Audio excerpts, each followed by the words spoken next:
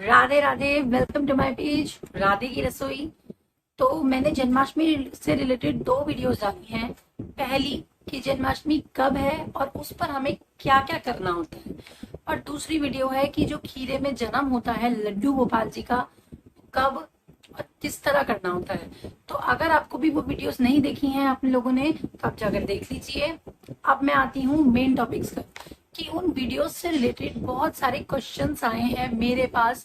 तो मैंने सोचा कि एक इंडिविजुअल वीडियो बनाकर मैं सभी क्वेश्चनों के आंसर्स एक ही वीडियो में इंक्लूड कर देती हूँ। ठीक है, तो चलिए मैंने शुरू करते हैं। मैंने इस कॉपी में सारे क्वेश्चन नोट डाउन किए हैं। अब मैं धीरे धीरे हर क्वेश्चन का आंसर्स दूंगी, और तभी भी अगर आपके कोई क्वेश्चन रह जाते हैं तो आप मुझे कमेंट में पूछ सकते हैं। फिर एक क्वेश्चन आता है कि दीदी, जब हम ठाकुर जी को जन्म करवा देंगे उनको हमें स्नान करवाना है। जी बिल्कुल, आपको स्नान करवाना है। पंचामृत से आपको स्नान करवाना है, फिर उनका श्रृंगार करना है, फिर उनको झूले पे झुलाना है और उनका भोग लगाना है। फिर है कि जब उनका हम अभिषेक करेंगे, उनको श्रृंगार करेंगे रात को, तो क्या उनको सुलाना है या नहीं सुलाना है। बिल्कुल सुलाना है। जब आप उनका भोग लगा देंगे, भोग लगाने के 5 से 6 मिनट बाद जब आप आरती वारती सब कर लेते हैं, जैसे आपका जो वो दिया आपने जलाया था वो बढ़ जाता है, तभी आप लोगों को अपने ठाकुर जी को शयन करवा देना है, उनको सुला देना है। ठीक है, जैसे आप डेली करवाते हो वैसे ही शयन आपको करवाना है। फिर एक मेन क्वेश्चन आता है कि जब हम ठाकुर जी को रात के टाइम जन्म करवाएंगे तो हमें उनके जो कपड़े हैं वो नए पहनाने हैं या पुराने पहनाने हैं। ये पूरी तरह से आप पर डिपेंड करता है कि आप नए पहनाएंगे या पुराने पहनाएंगे। आपको सुबह को नए कपड़े पहनाने हैं क्योंकि उस दिन हमारे कृष्ण का जन्म है। लेकिन जब आप रात को जन्म करवा देंगे तो वो आपकी मर्जी है, आप नए पहनाएं या फिर कई जगह ऐसी मान्यता है, जैसे मैं भी ऐसा मानती हूँ कि जब बच्चे का जन्म होता है तो उसको एकदम से नए कपड़े नहीं पहनाए जाते हैं। तो जो आपके पास भारी सी ड्रेस हो, जो आपने एक से दो बारी पहनाई भी हो, आप रात को जन्म करवा के वो ड्रेस कान्हा जी को धारण करवा सकते हैं। वो टोटल आपके ऊपर निर्भर करता है। ठीक है, अब नेक्स्ट क्वेश्चन हम लेते हैं कि दीदी हमारे पास लड्डू गोपाल जी नहीं है, सिर्फ हमारे पास युगल सरकार है, तो क्या हम युगल सरकार में से अपने कृष्ण जी का जन्म करवा सकते हैं। जी नहीं, आप कृष्ण जी का युगल सरकार का जन्म नहीं होता है। आप सिर्फ रात को 12 बजे, जिनके पास लड्डू गोपाल बाल गोपाल नहीं है और सिर्फ राधा कृष्णा है, तो आप लोग क्या करेंगे, 12 बजे के बाद सिर्फ उनका पंचामृत से अभिषेक करेंगे और उनको श्रृंगार कर देंगे। उनका जन्म आपको नहीं करवाना है, सिर्फ बाल गोपाल का ही जन्म आपको करवाना होता है खीरे में। ठीक है, फिर एक क्वेश्चन मेरे पास ये आया है कि दीदी हमारा व्रत किस प्रकार खुलेगा। आप जिस पंचामृत से आप अपने ठाकुर जी का स्नान कराएंगे, अपने बाल गोपाल का स्नान कराएंगे, उसी पंचामृत को खाकर पाकर आप लोग अपना व्रत खोल पाएंगे। उसके बाद आप अपना जो भी आप खाते हो, आपके घर में जो भी बनता हो, जैसे मेरे घर में फलाहार बनता है, कुट्टू का पकौड़ी, कुट्टू की कचौड़ी ऐसे बनता है, तो हम वो खाकर ही अपना व्रत खोलते हैं। लेकिन सबसे पहले आपको पंचामृत खाना होगा, तब आपका व्रत खुलेगा। ठीक है, अब एक क्वेश्चन मेरे पास आया था कि हम व्रत किस तरह से रख सकते हैं। देखिए, व्रत रखने के 3 स्टेप्स होते हैं। पहला होता है हमारा निर्जल व्रत, जिसमें आप निर्जल रहेंगे। सुबह जब से आप संकल्प लेंगे ना व्रत का, तब से लेके रात को कृष्ण जन्म तक आपको बिल्कुल निर्जल रहना है। दूसरा स्टेप है अ, दूसरा स्टेप है फलाहार, यानी कि आप दिन में फल, फ्रूट्स, जूस, चाय सब कुछ ले सकते हैं। ये फलाहार व्रत है। तीसरी तरह का जो व्रत रखा जाता है वो होता है जलाहार। आप जलाहार वाले व्रत में सिर्फ दिन में जल ग्रहण कर सकते हैं, बाकी कुछ ग्रहण नहीं कर सकते हैं।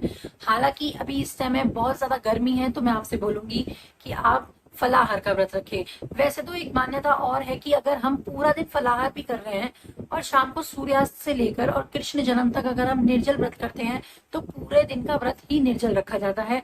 वो पूरी तरह आप पर डिपेंड करता है कि आप निर्जल रखते हैं या फिर सूर्यास्त के बाद निर्जल रखते हैं या फिर पूरा फलाहार रखते हैं। That's totally depend on you.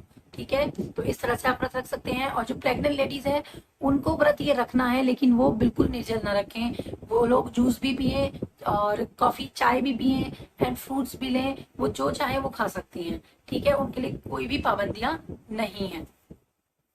अब एक क्वेश्चन मेरे पास आता है कि हमें सुबह से लेकर शाम तक, यानी कृष्ण जन्म तक, किस तरह से अपने गोपाल जी की सेवा करनी है। तो आप क्या करेंगे, आप लोग सुबह मॉर्निंग में उठेंगे, जल्दी से हो सके तो जल्दी से ब्रह्म मुहूर्त में उठे, वरना आप जिस समय उठते हैं आप उस समय उठिए, अपने काम से फ्री होकर अपने ठाकुर जी को उठाइए। ठाकुर जी को उठाकर आप चाहें तो पंचामृत से स्नान करा सकते हैं, या फिर सुबह के समय आप खाली जल से भी स्नान करवा सकते हैं। स्नान करवाइए, उनको अच्छी सी नई पोशाक पहनानी है, पुरानी नहीं, बिल्कुल नई पोशाक उनको धारण करवाएं और उनको श्रृंगार करें अच्छा सा, और उनको पालने में बिठा दें, उनको झूला झुलाएं। उसके बाद उनका भोग लगाएं। भोग में आप तरह तरह के व्यंजन लगा सकते हो। व्रत आप लोगों का है, ठाकुर जी का नहीं है, तो आप खीर, पूरी, हलवा और अधोटा, रबड़ी, जो आप चाहें वो अपने ठाकुर जी को खिलाइए और उनको खूब खुश कर दीजिए। पूरा दिन आपको बनाना है। फिर दिन में आपको बनानी है पंजीरी। पंजीरी आप गोले की बना सकते हैं, मेवे की बना सकते हैं, मावे की बना सकते हैं, वो आप पर डिपेंड करता है। और उन्हीं पंजीरी और से ठाकुर जी का शाम को, रात को भोग लगेगा। ठीक है, मखाने की खीर जरूर बनाएं। मखाने की खीर बहुत बहुत शुभ होती है जन्माष्टमी पे बनानी। तो ये सब आप करेंगे।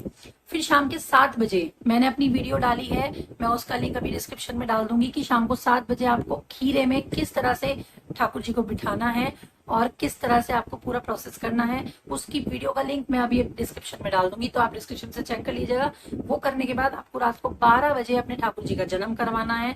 वो पूरी वीडियो आपकी उसमें इंक्लूड है। जन्म करवाने के बाद ठाकुर जी को पंचामृत से अभिषेक कराइए, श्रृंगार कीजिए और झूला झुलाइए और उनका पंजीरी से भोग लगाइए, और उसके बाद ही आपका व्रत पूरा संपूर्ण माना जाएगा। तो इस तरह से आप पूरे दिन की सेवा कर सकते हैं। एक क्वेश्चन मेरे पास आता है कि अगर हम मेंस्ट्रुअल पीरियड्स पर हैं जन्माष्टमी के दिन, तो हम पूजा कैसे करें? तो इसका एक ही आंसर है कि आप पूजा नहीं कर सकते हैं। आप सिर्फ मानसिक रूप से ही अपने ठाकुर जी की पूजा करें।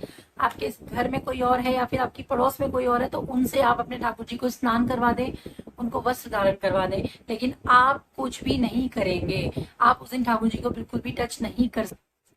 और उसका भी एक ऑप्शन है कि अगर आप कृष्ण जन्माष्टमी पर पूजा नहीं कर पाए हैं, तो आप उसकी भरपाई राधाष्टमी पर कर सकते हैं। खीरे में एक क्वेश्चन मेरे पास आता है कि अगर जो आपने जिस खीरे में जन्म करवाया है, उस खीरे का हमें क्या करना है? तो उस खीरे को आप लोग घर में प्रसाद के रूप में खाएंगे, या फिर जिनके घर में, आपके घर में कोई ऐसी लेडी है जिसको बेबी नहीं हो रहा है, तो आप उसको खिला दीजिए, तो उसके बेबी जरूर होगा।